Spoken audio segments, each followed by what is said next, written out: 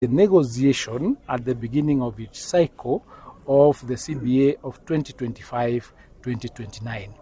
Now, with respect to the arrears of July for the CBA of 2021-2025, which was amounting to 2.73 billion, that sum was released at the end of September, but it was released after they had issued the strike notice. So that issue has already been resolved because the 2021-2025 CBA had a figure of 9.7 billion.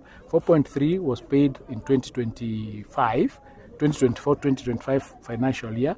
2.73 was to be paid in the financial year 2025-2026. That was the installment that fell due in July. It delayed, but it has since been paid in September. And the third installment is due to be paid in July next year in the financial year 25-26. 27. So with respect to the CBA of 2021-2025, that issue has been settled and it's not one now that is on the table for negotiation. Now, with respect to the issue of the CBA of 2017-2021, there was an issue as to the amount outstanding. That CBA had a total of 16.6 billion. 8.8 billion had been paid, and then the unions claimed that there was a balance of 7.9 billion.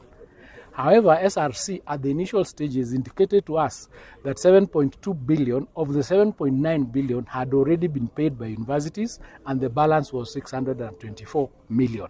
That decision or that figure was not agreed upon.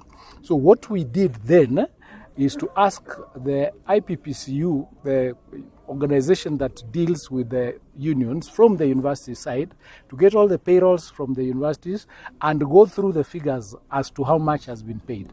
That exercise was done from Friday last week all the way to the day before yesterday.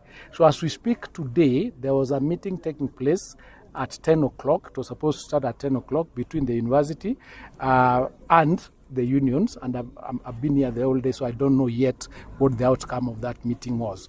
That meeting had three issues to deal with. One was to deal with how much is actually outstanding. What is the actual figure outstanding from the CBA of 2017-2021? Once that figure is agreed upon, then they were to discuss on how then do we settle this amount that is agreed. And once they agree on the mode or the installments of installment, they would then work on the return to work formula. So I don't know the outcome of that meeting. I'll be able to know it by the